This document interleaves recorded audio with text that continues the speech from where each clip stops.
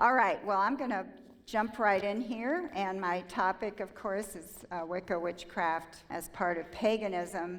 Some things to know that are important.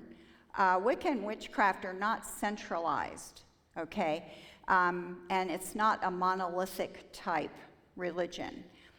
So you're going to have a lot of disparities in beliefs, and you can't expect all people in Wicca and witchcraft to believe the same thing. And I'm going to go over in a few minutes the two words, Wicca versus witchcraft.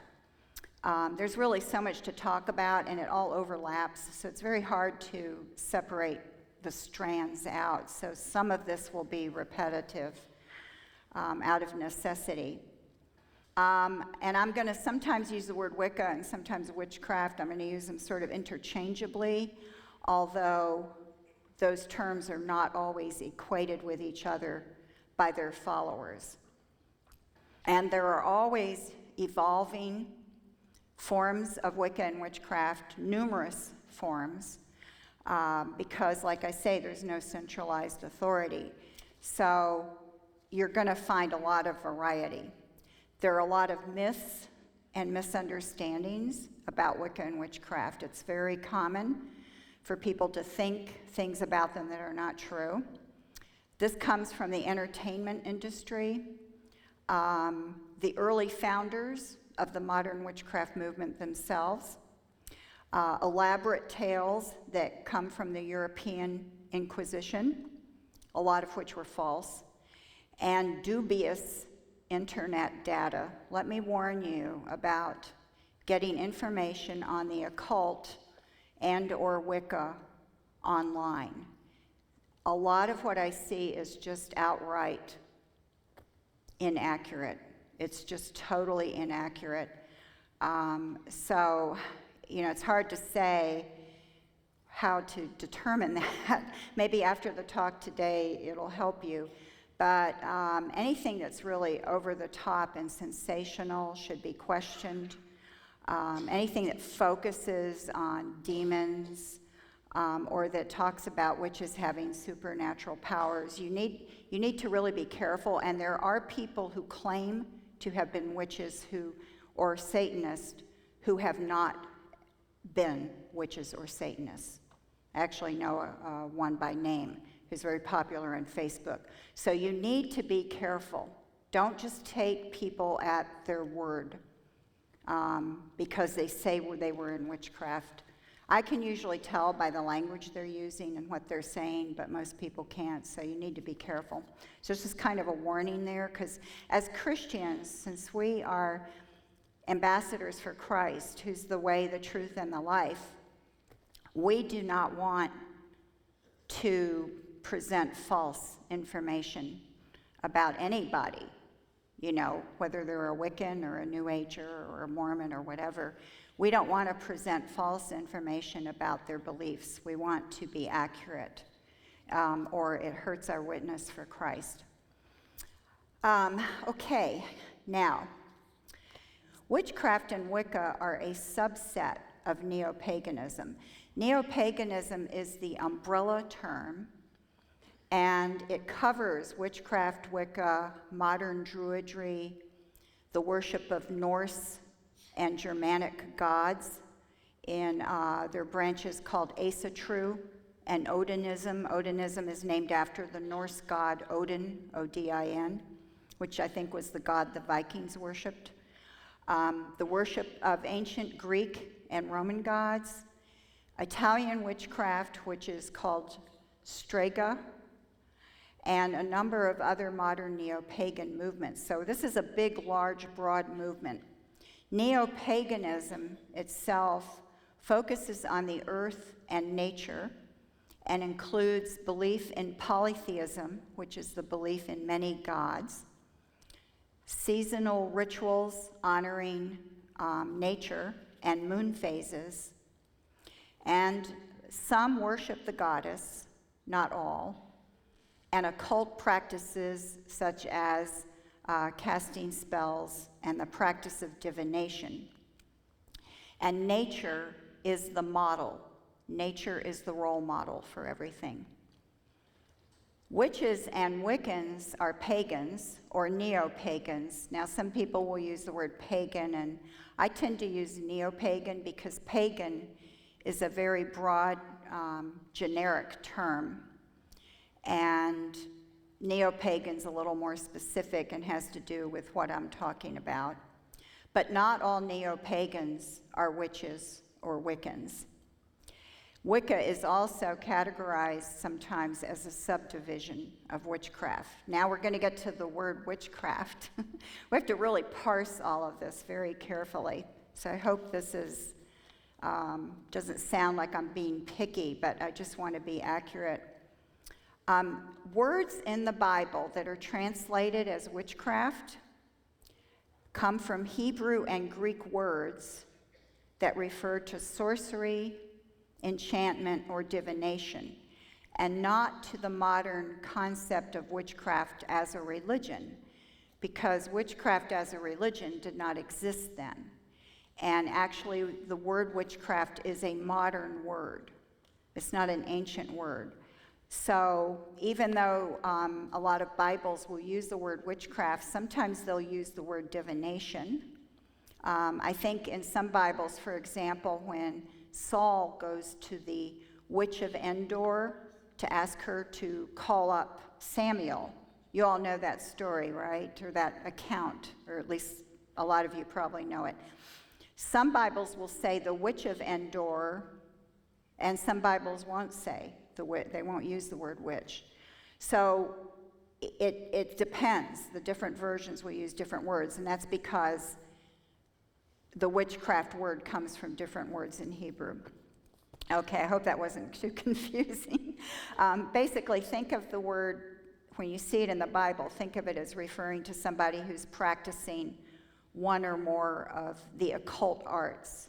And by the way, all the practices of the occult are listed in Deuteronomy 18, 10 through 14, mainly 10 through 12. All of the practices are listed there: casting spells, divinations, consulting the dead, etc., reading omens. It's all listed there. And there again, in different Bible translations, you'll find different terms. And it's not because one translation is more correct than another. It's because you can actually render the Hebrew words differently, because the concepts are the same, but the words aren't always translate one-on-one. Okay. The generic term witchcraft can just refer to occult practices and folk magic. So sometimes when you read articles about, for example, witches in Africa, they talk about witchcraft in Africa. They're talking about more a folk religion. It involves usually contact with spirits and occult practices, but they're not like the witches that you would meet in the United States who call themselves witches. It's two different categories. Wicca is a modern term, and supposedly it means the modern religion of witchcraft, and it was founded by a man named Gerald Gardner, who lived 1884 to 1964. He was from England, and he started the modern religion.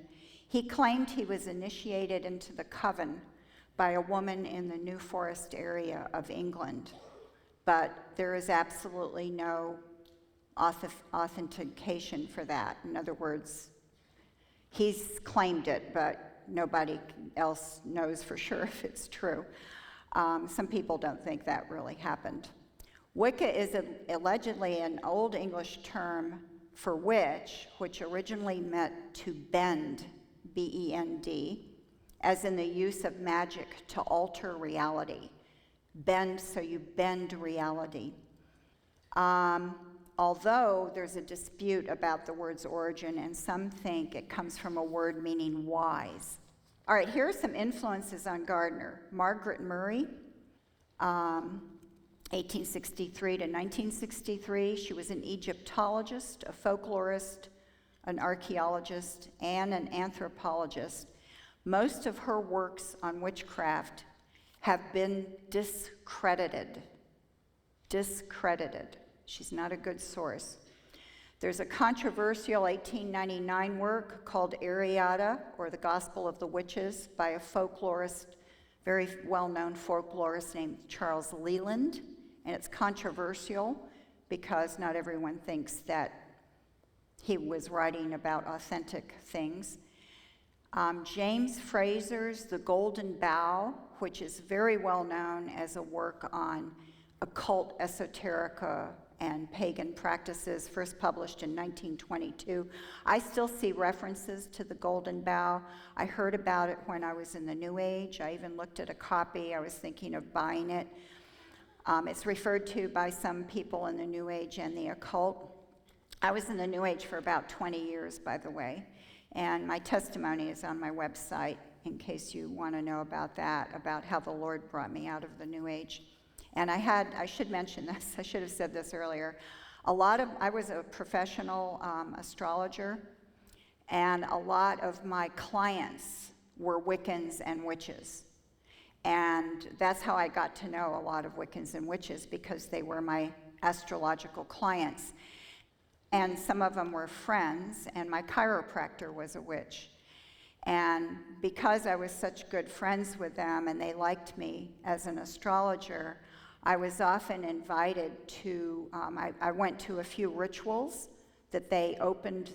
Like a lot of their rituals, they won't let you come unless you are part of their group or unless you are a Wiccan or a witch. But sometimes they will let non-Wiccans and non-witches, if they trust you, come to their rituals. So I went to some rituals, and I even went on a retreat that was held by a Wiccan group.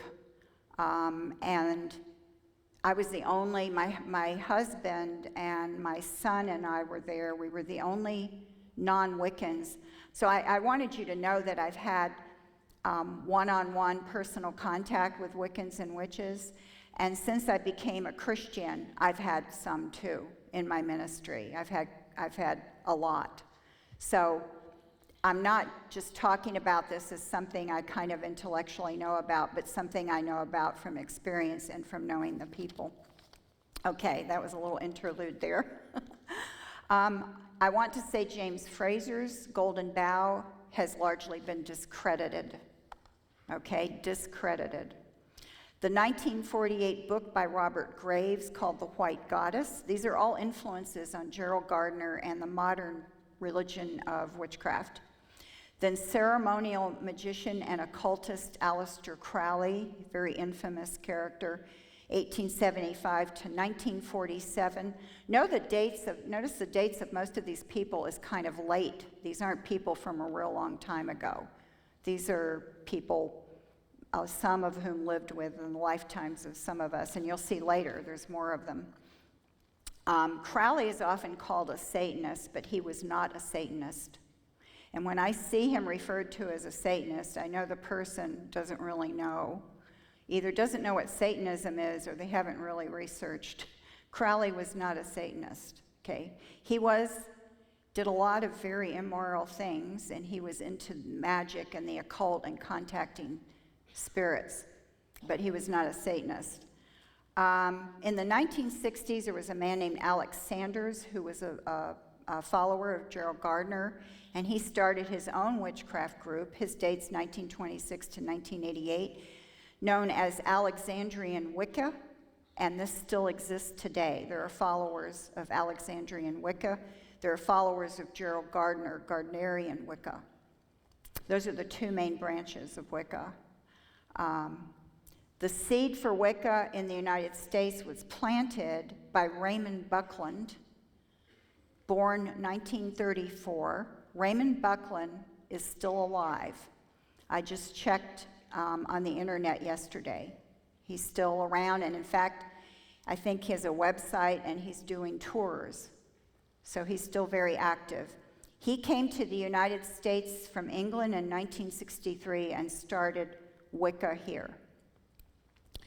Now, there's no historical evidence for an ancient religion of witchcraft. Witches will often tell you that witchcraft is the oldest religion in the world, but that's not true.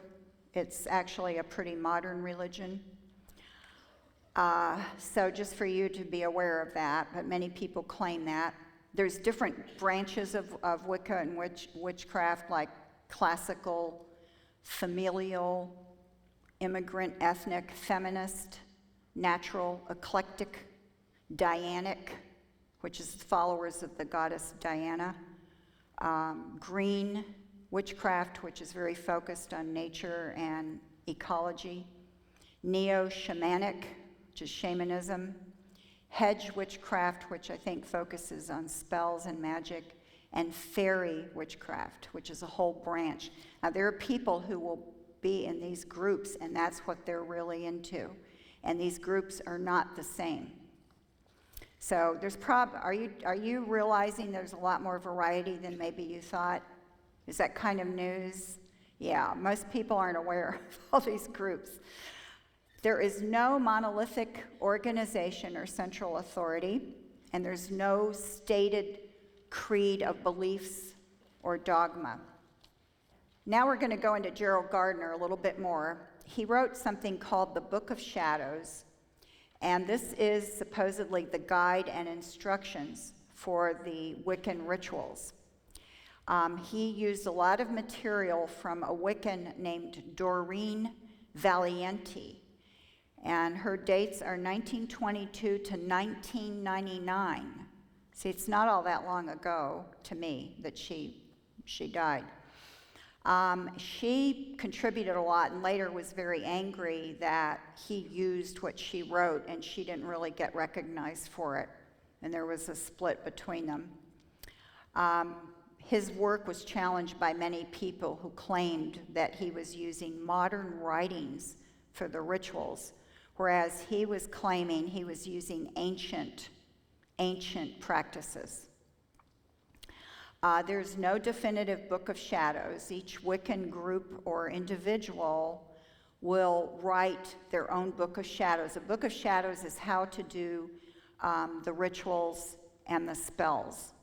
And even individual Wiccans can keep their own Book of Shadows and write down their spells. There are solitary witches who do not belong to a coven or a group. They practice on their own. Now, here's some more people in the world of witchcraft that are very influential. There's a married couple, Stuart and Janet Farrar. F-A-R-R, well, you see it on the screen there. Stuart Farrar died in 2000. Janet Farrar is still alive. They wrote a book called A Witch's Bible, which is very popular and influenced modern day witchcraft. Then there's also Wiccan teacher and writer Starhawk, born 1951, still alive, still very active. Her real name is Miriam Simos. S-I-M-O-S is the last name. She's extremely active and very well known. Every witch and Wiccan and even New Agers know about Starhawk. Then Margot Adler, who was an NPR personality. How many of you have heard of Margot Adler? There's a few hands here. If you listened at all in the past to NPR, National Public Radio, she was a broadcaster on there. Margot Adler's dates are 1946 to 2014. She died just 3 years ago. There were long obituaries on her when she died. She's a teacher and popular author, Scott Cunningham, 1956 to 1993. You see how recent these dates are. And these are the influential people on modern witchcraft. And then Wiccan high priestess Selena Fox, who I actually met at a conference, at a New Age conference in Oregon. Selena Fox was born in 1949, and she's still alive. She's on YouTube. It's easy to find videos of her teaching. And she founded a group in Wisconsin that's still very active, Circle Sanctuary. Now, some of these people here, Starhawk in particular, is very, very politically active in ecology and environmental causes and left political causes. Some Wiccans and witches do not like that. They don't either believe in being politically active, or they don't like it when a prominent witch or Wiccan is politically active, because they don't want to necessarily be identified with those causes. So there's a split in Wicca and witchcraft sometimes over this political activity, and some Wiccans and witches do not like Starhawk because of that, and some people love her because of that. So it really varies. Then here's some more people. Z Budapest. She calls herself, her name is really Susanna, and it starts with a Z. And she was born in 1940, still alive. She's the founder of the first documented woman-only coven oriented to goddess worship. She started this goddess worship coven, and it's called Dianic Wicca. And Dianic comes from the Greek goddess Diana. And so there are worshipers of Diana. It's very feminist-oriented. And then another influence is Dion Fortune, who died in 1946. Now, Dion Fortune was not a witch, but was an occultist and practitioner of ceremonial magic, whose books influenced witchcraft. All right, now I'm going back to Starhawk for a second. She wrote a book called The Spiral Dance. This is a very famous book in the witchcraft, Wiccan, and New Age community. Almost everybody involved in those areas knows about this book. I've read the book. This is the famous book on modern witchcraft. It's considered a key source for the practices, witchcraft practices, and goddess worship. This is about goddess worship. Many Wiccans refer to Wicca as the craft, or the old religion, okay? It can also be referred to as an earth religion or earth spirituality, and non-Wiccans and witches may use that term. The Unitarian Church, several years ago, I think in the late 90s,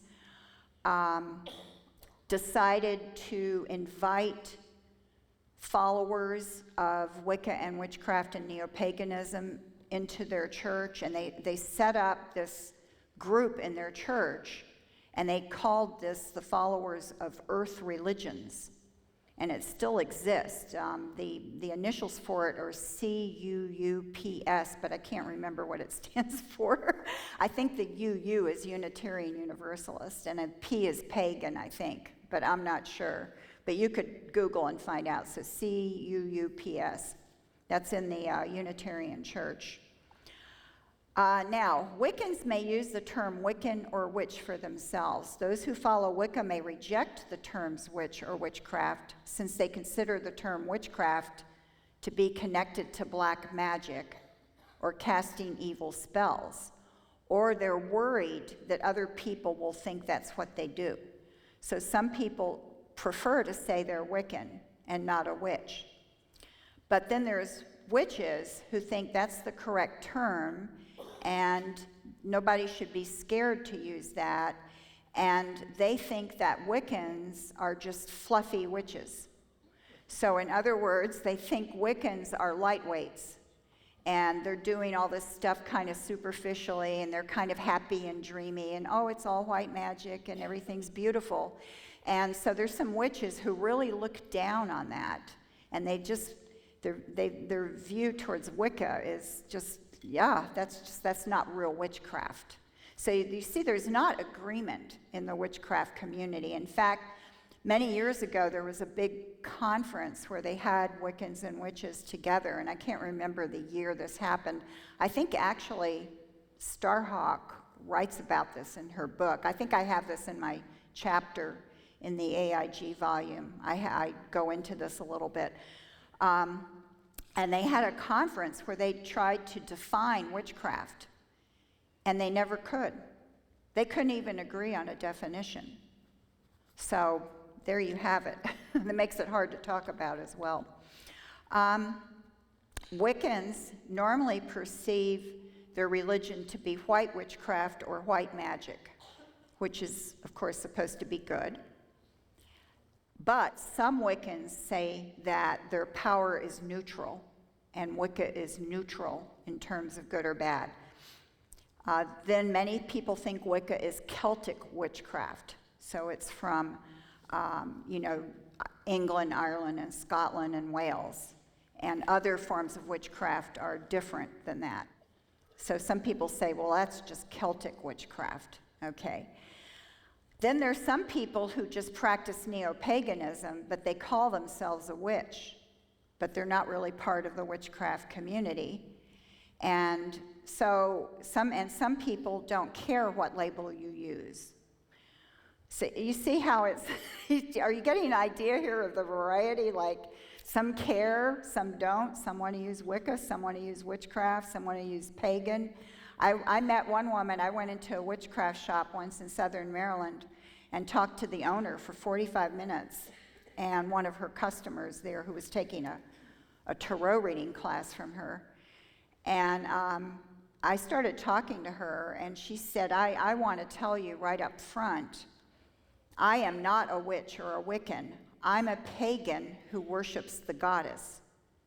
And she wanted me to be very clear on that. I was not to classify her as a Wiccan or witch. She was a pagan who worships the goddess. So some people are very adamant about the label for themselves.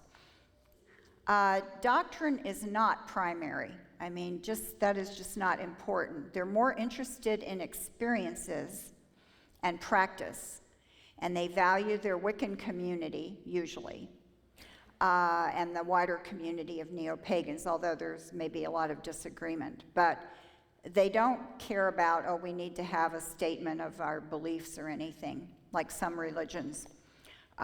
Because nature is sacred, rituals involve calling on spirits and hidden forces of the material creation.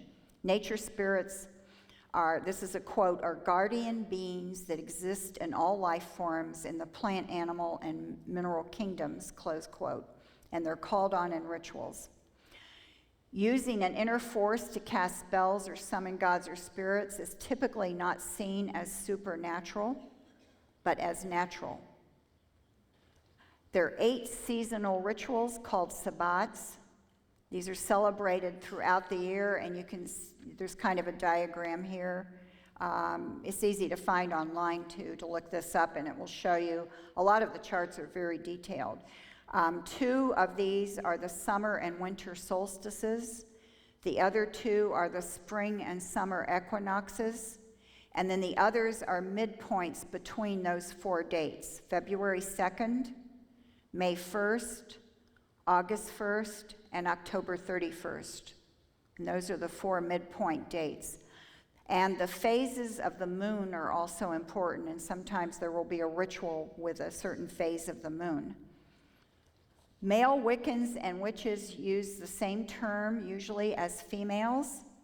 Some men are starting to use the term warlock, but the word warlock tends to have a derogatory meaning because they tend to associate that with someone who practices black magic. So that term is not always used by men who do Wicca and witchcraft, but there are some who are now kind of reclaiming the label of warlock, but to tell you the truth, I have not seen very much of it.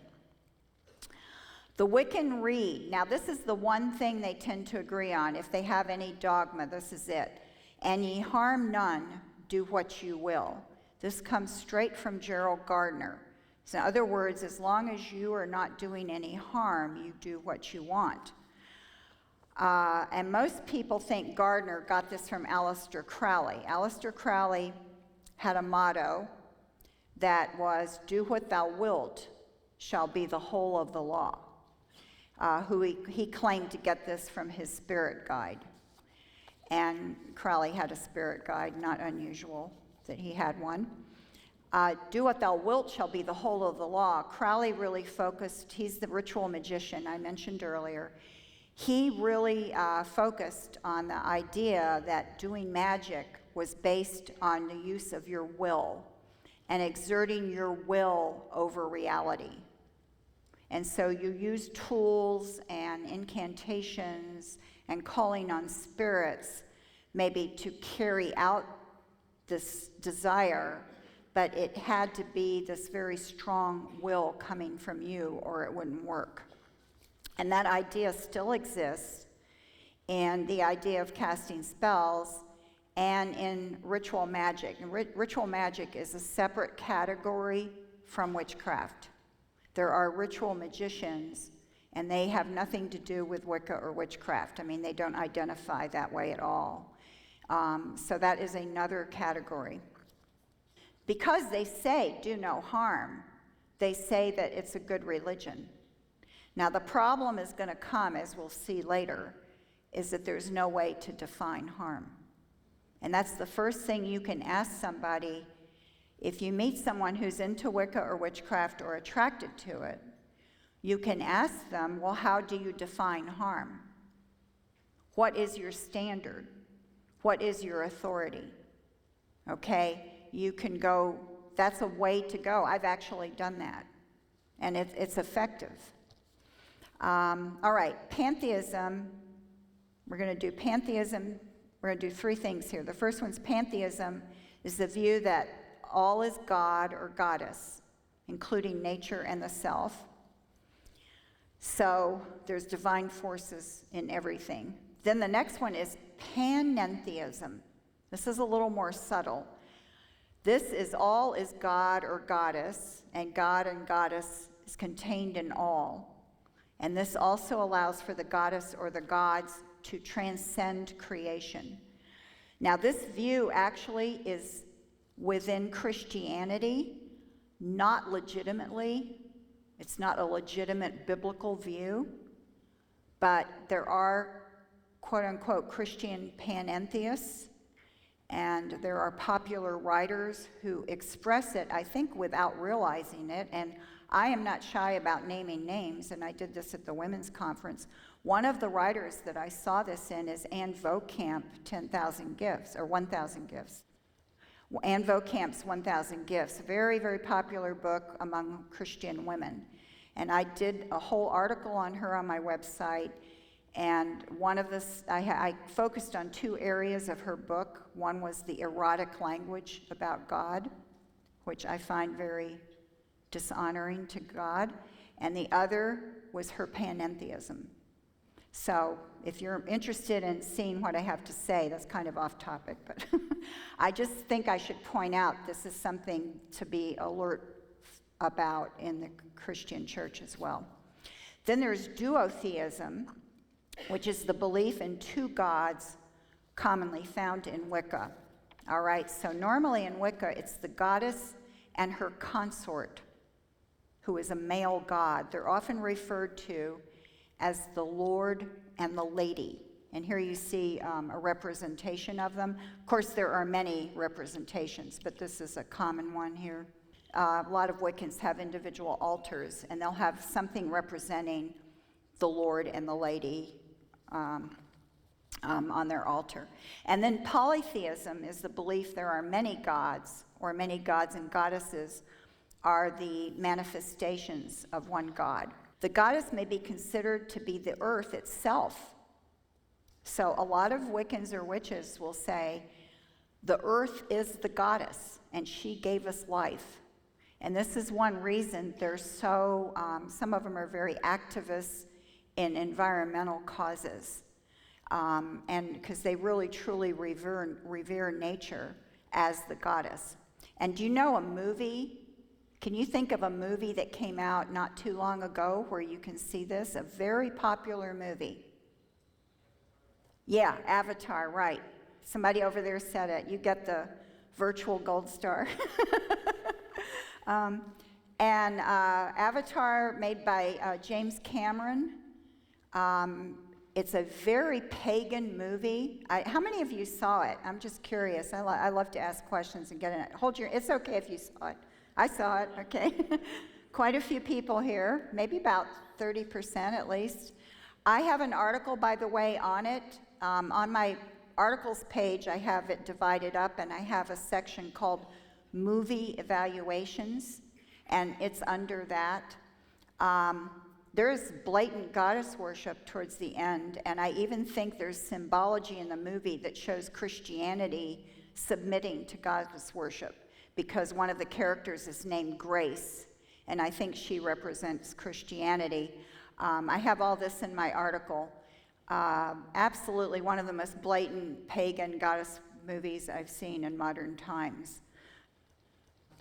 The goddess may be considered to be the earth, okay, and sometimes known as the Great Mother or Queen of Heaven, all right? Sometimes those titles are used. And because of this goddess worship by some Wiccans and some witches, not all, just some, it's a very feminist, especially those who worship the goddess, it's a very feminist-oriented religion. And I remember when Wicca was getting popular among teenagers, partly due to a movie called The Craft that came out around, I think, 1997, 1998, very popular with teenage girls. And then a book that came out called Teen Witch, written by a woman who's a witch in Pennsylvania.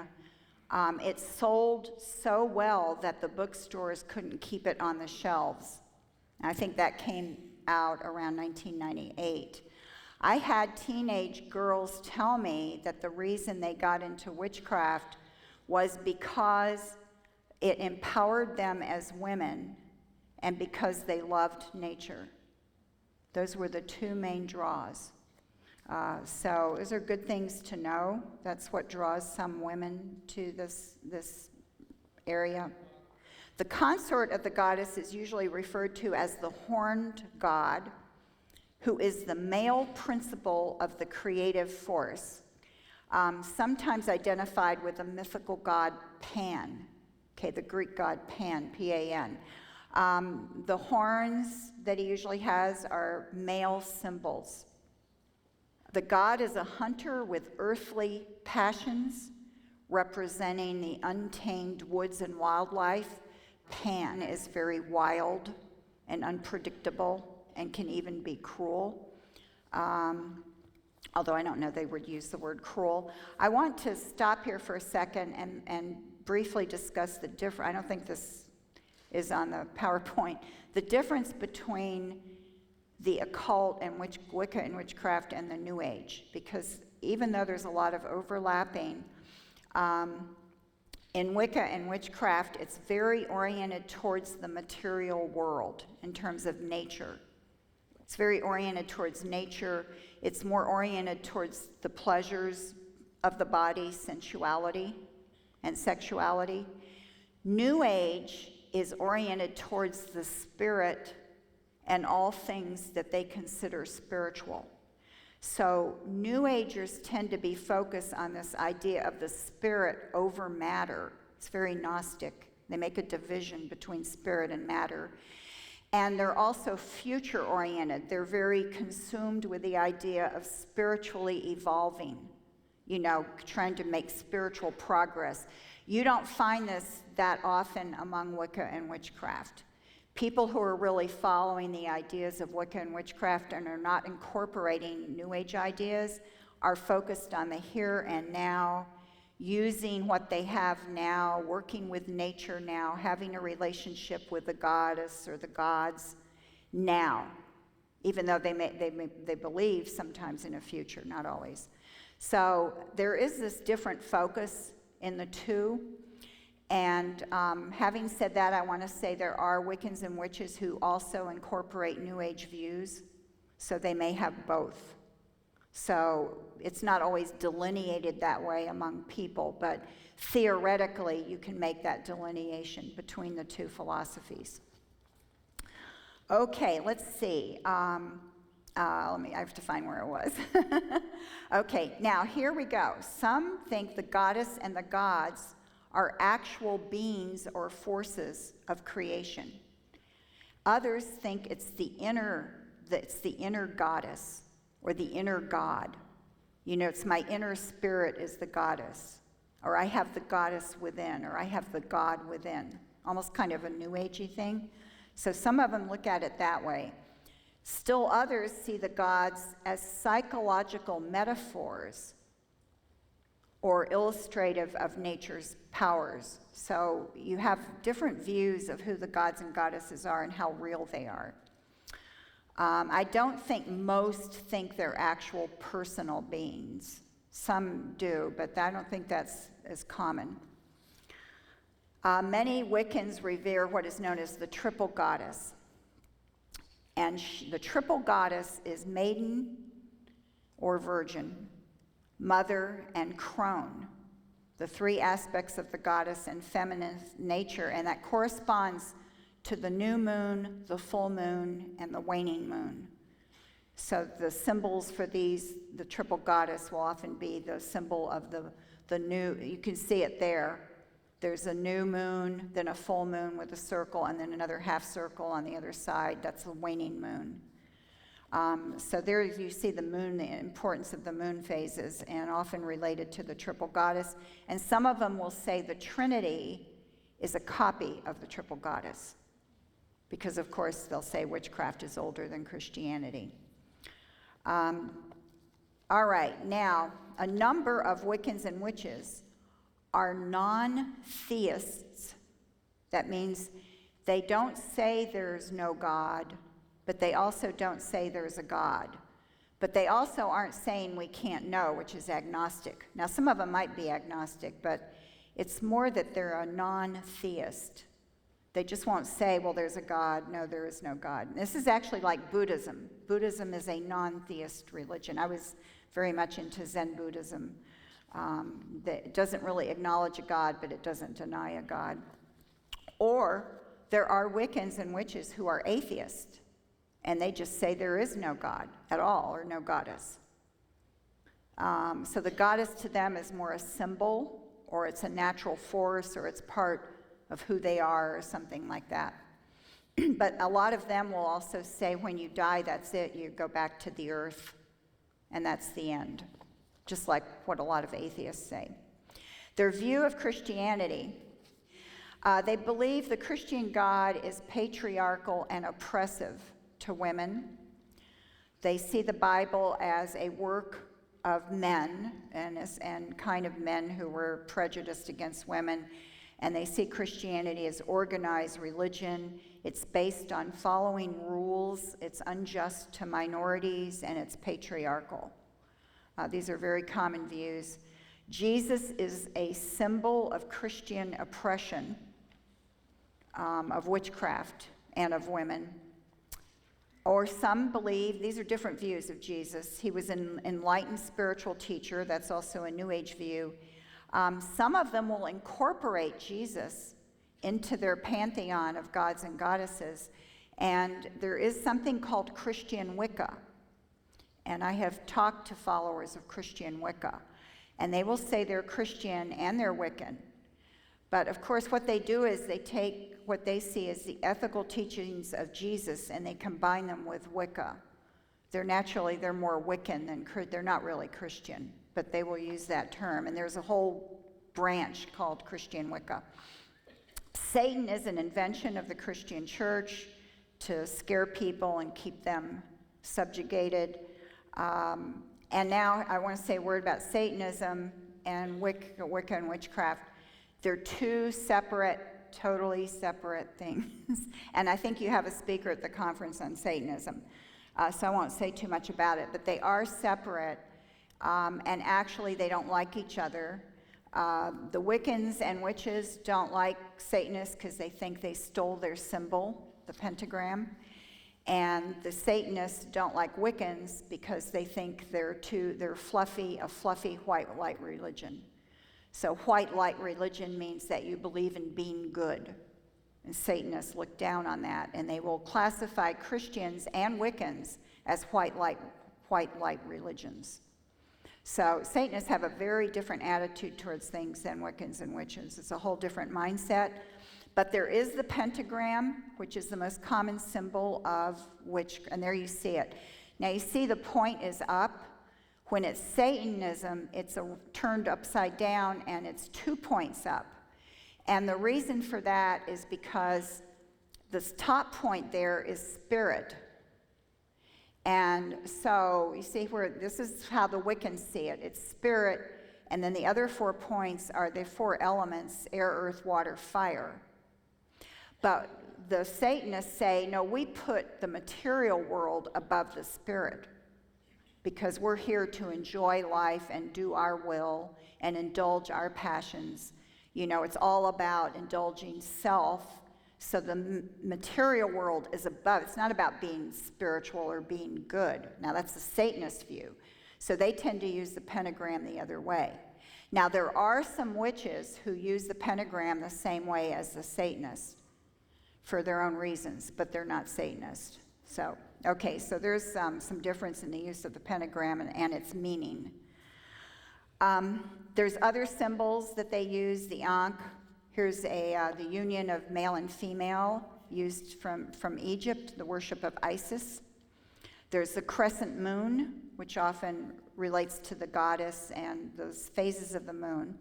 Crystals are believed to have healing and spiritual properties and often worn as jewelry on clothes or carried in small pouches.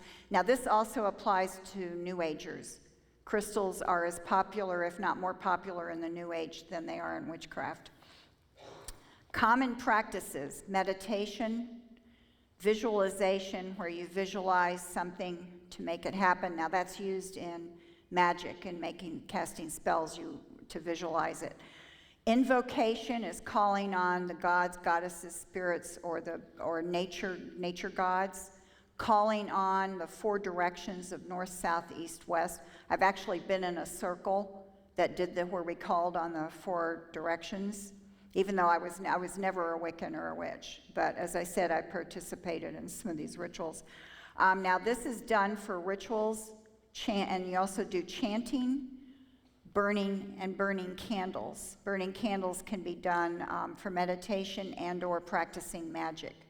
And there's certain things that you do with the candle when you do the ritual and magic. They view magic and power as neutral, and what counts is the intentions of the Wiccan in the use of such magic. That's where good and evil lie, is in your intentions. Most of them agree with Aleister Crowley's definition of magic: the science and art of causing change to occur in conformity to the will. So I mentioned this earlier. It's about imposing your will on reality. Magic is done in the context of rituals and invoking power. Usually it's seen as a natural force, not supernatural. Different forms of ritual. They also do divination techniques like tarot cards, astrology, the I Ching, psychic readings, etc. So I have an article on divination on my website where I go more into all the kinds of divination. Many Wiccans and witches are initiated into a coven, a group of witches, usually 13 people, but not always. And after a year and a day of study. But some people who practice by themselves initiate themselves in their own ceremony. Okay, and I already mentioned ritual magicians. There's no absolute good or evil, although sometimes they believe in the law of 3, which is whatever you do comes back to you threefold. They also believe, now this is important to understand, polarity. Okay, this is having to do with the view of good and evil. And I'm going to quote something that Janet and Stuart Farrar wrote in A Witch's Bible. The theory of polarity maintains that all activity, all manifestation arises from and is inconceivable without the interaction of pairs and complementary opposites, and that this polarity is not a conflict between good and evil, but a creative tension like that between positive and negative terminals of an electric battery. Good and evil only rise with the constructive or destructive application of the polarity's output. So that's their definition in A Witch's Bible. This is very common, and they use the yin-yang symbol to symbolize that, which is actually very appropriate because the yin-yang symbol, which is from the Chinese religion Taoism, is not about good and evil. It's about opposites being part of the one whole, and they're actually they merge with each other and become each other, and there's a creative, or there's a tension between them that's actually considered good. And so this is how they view good and evil. The witches, how they view it. An all-good creator is static. Good cannot exist without evil. You can't have the yin-yang symbol all white or all black. Okay, so they need each other.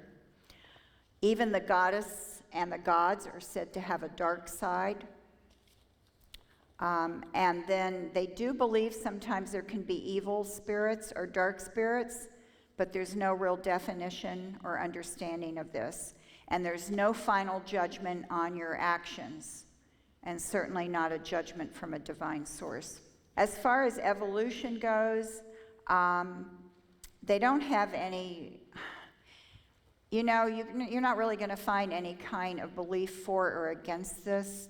Some of the atheistic witches who might be scientifically oriented might believe in evolution, but a lot of them believe in creation myths from various pagan religions, like the Greeks or other pagan beliefs.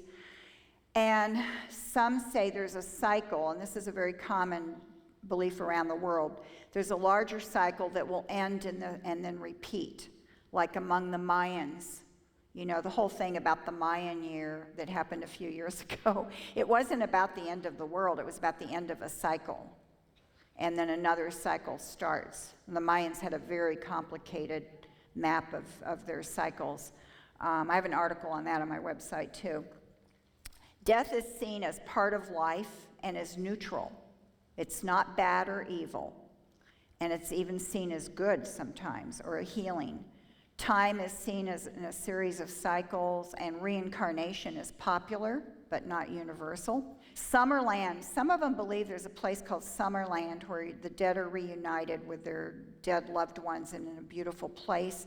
This is also an idea in theosophy, which I don't have time to explain, but an occult group started in the 1800s that influenced the New Age. And spiritualism, the religion of contacting the dead. There's spiritualist churches, I've been to them. So you have a variety of views here about what happens after death. Of course, the agnostic and atheist witches and non-theist witches may believe nothing happens after death. They reject the concept of sin. Okay, this is the same as in the New Age. You're here to learn lessons, but that doesn't mean, it doesn't have anything to do with sin. Of course, in the Bible, good and evil are taught very clearly. In the Old Testament and the New Testament, God is light, and in him there is no darkness at all. 1 John 1:5. Another passage would be 1 Timothy 6:16. Okay? And of course, throughout the Bible, God is the standard for good. He is the standard for morality. And there is a very clear dividing line between good and evil. Satan is real. Okay, they don't believe Satan is real, the witches don't. The concept of polarity about good and evil is against what we know. For example, Romans 12:21, do not be overcome by evil, but overcome evil with good. And also another passage, I'm throwing these out kind of fast, Isaiah 5:22. I'm whipping through the end here. Death is a result of sin. Now, this is another area you can talk about with a witch or Wiccan. It's the result of sin due to man's disobedience. We're all born separated from God, and death is called the enemy in 1 Corinthians 15:26. That's a verse I quote a lot to New Agers and to Wiccans. It's the enemy. It's not what God wanted. It's not a good thing. And death will be thrown into the lake of fire, Revelation 20:14. So those two verses on death are good to know. And how about do no harm? Well, what standard are you going to use? And one time I was talking, I was invited to speak at this college in Southern Maryland, it was a state college, part of the University of Maryland system. I was invited by InterVarsity to speak, and they had me there because the pagan student union was very large, and the Christians didn't really know, well, how do we interact with these pagans? So they wanted me to come speak. And so what I did was I did a talk on the misunderstandings of Christianity and the misunderstandings of paganism. And I went through each, and I was able to give the gospel and the Christianity. And the pagans came, and they included witches and, Wiccans, goddess worshippers, neo-pagans. And I asked them during the talk, because they were all kind of sitting together, and I knew I had talked to a couple of them, and the president of the Pagan Student Union was there. So I asked them, what if you were in India and you were in a small village where they still practice widow burning, where they put the live widow on the funeral pyre of her husband? Would that be a bad thing? Oh, they did think that was a bad thing. And I said, well, why? Well, that's wrong to throw a live person on the funeral. I said, but what if that's their belief? And they have some kind of reason behind that it's helpful, maybe even, for the widow. So who are you to say that's wrong? Because they don't think that's doing harm. Now see, they don't really have a response to that because they don't have any standard for good and evil. I think this is a good approach really with anybody who's a relativist.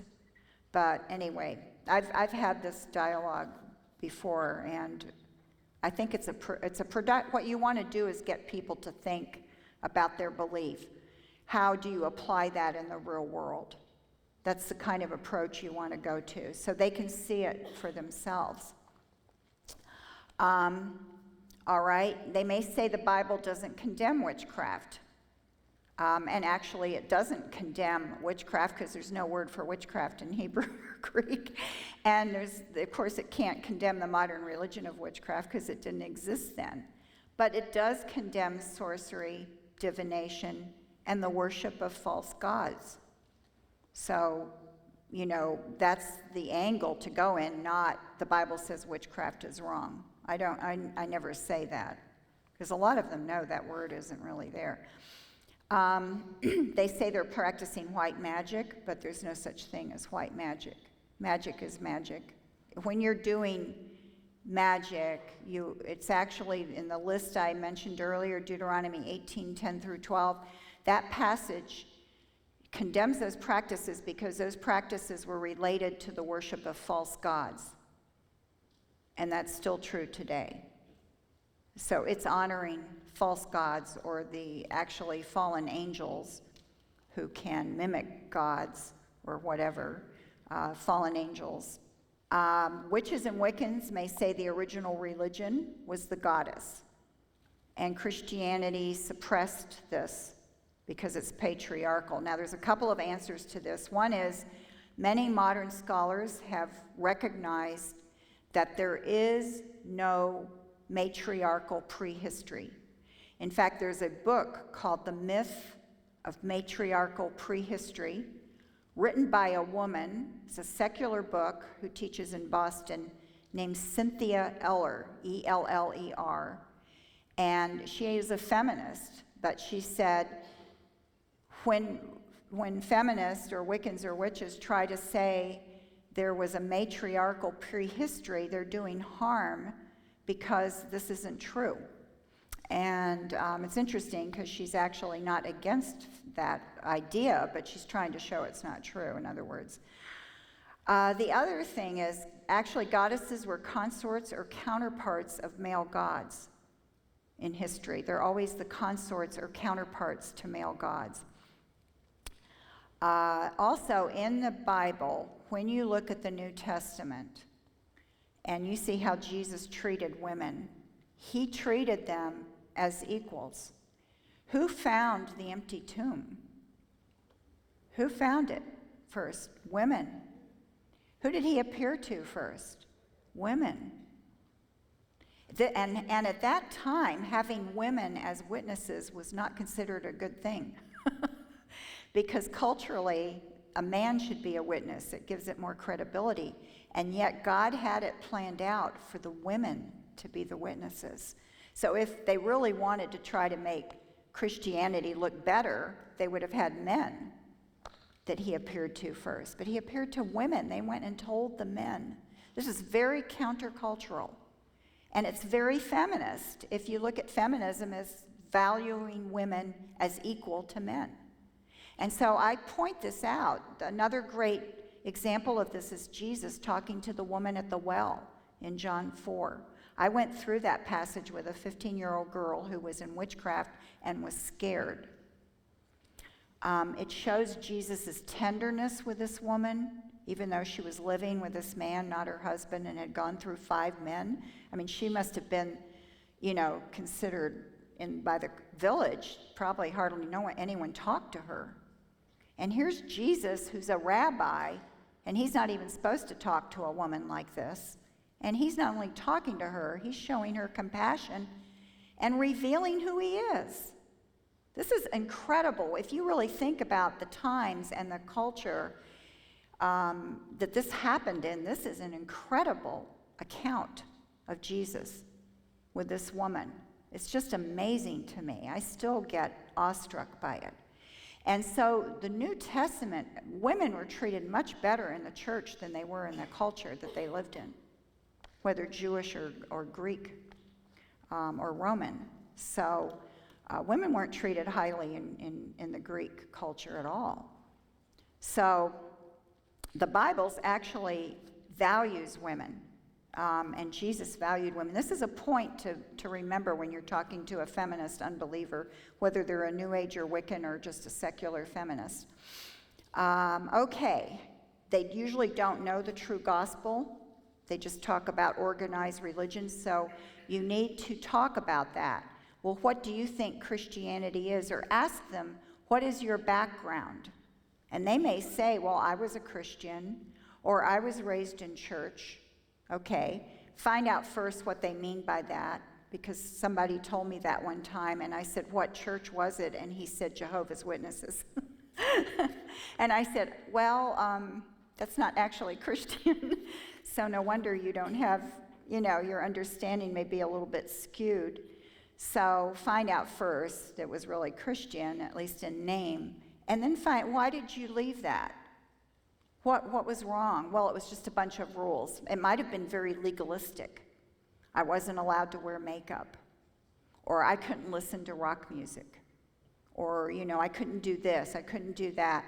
And they think it's all these rules, and you have to follow all these rules to get to heaven and be good. So you find out what turned you off from Christianity, or what do you think of Christianity, and usually what they say is totally inaccurate. So you can say, well, no, that's not really true. Can I tell you what it really is?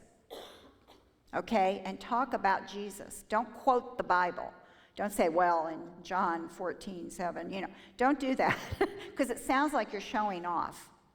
Just say, well, Jesus said this. I was talking to a Wiccan once, and I said, why do you think Jesus came? And she said, well, he came to show love. Because she had this good view of Jesus, and I said, yes, he did. And I said, but he also said he came to save sinners. And she said, no, I don't think he said that. I said, yeah, he did. And I showed her where he said it. Okay, so that's another approach, a suggestion I'm giving you. So they don't know the true gospel. Usually they don't, or they don't understand it. Always see a Wiccan as a person made in the image of God, and don't see them as a Wiccan or a witch first. See them as a person made in the image of God. And ask the Lord to give you love and compassion for that person so that you'll share the truth in love. And don't get angry and argumentative. Ask them what drew them to Wicca. Why do they like it? And just listen to what they say. Ask about their spiritual background. I already said that. Ask them to think about their ideas. Don't use, terms like atonement, redemption, and justification. Unless they're familiar for some reason with those terms, don't use those terms, because they don't understand them, or it sounds like you're showing off again. You can explain what they are, but try not to use the term. Have no fear in talking to witches. There's no reason to be afraid at all. We're not supposed to be afraid of sharing the gospel with anybody. That goes for a Satanist. Okay. Don't try to prove they're wrong. Instead, try to discuss the nature of God and Jesus, especially Jesus' power over nature, demons, and illness in the Gospels. And you can see, for example, in Matthew, when you go from like Matthew, I think it's 6, 7, and 8, or 7, 8, and 9, you see all of that narrated there. You have Jesus' power over demons, over nature, over illness, all blah, 1, 2, 3, right down the line in accounts there. In fact, I was saved reading a portion of Matthew 8. That's when I was born again. I was reading about Jesus rebuking the sea and the wind.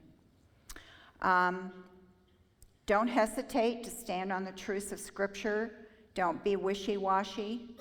Okay, if they ask you about hell, don't be wishy-washy. They don't respect it if you're wishy-washy. They won't respect you. Let them see Jesus' love. And here's a mini gospel, and then it's going to be over. And thank you for letting me go on 20 minutes. Jesus is the Son of God who came to earth as man to live a perfect life in complete obedience to God, because none of us can do that. We are born with a desire to do our will, not God's will, and we do things every day opposed to God. This is called sin, and it leads eventually to dissatisfaction and despair. The ultimate penalty for sin is death, which is eternal separation from God. That's what death really is, biblically. But since Jesus lived the perfect life, he was able to pay for that penalty when he died on the cross. He bodily rose the third day, conquering death, which is an enemy, by believing in who Jesus is and that there is nothing you can do to pay for your own opposition to the one true God. You are forgiven of all your sins and have eternal life. Thank you so much. I went on, and I appreciate your patience, and I'll be up here for questions. Thank you.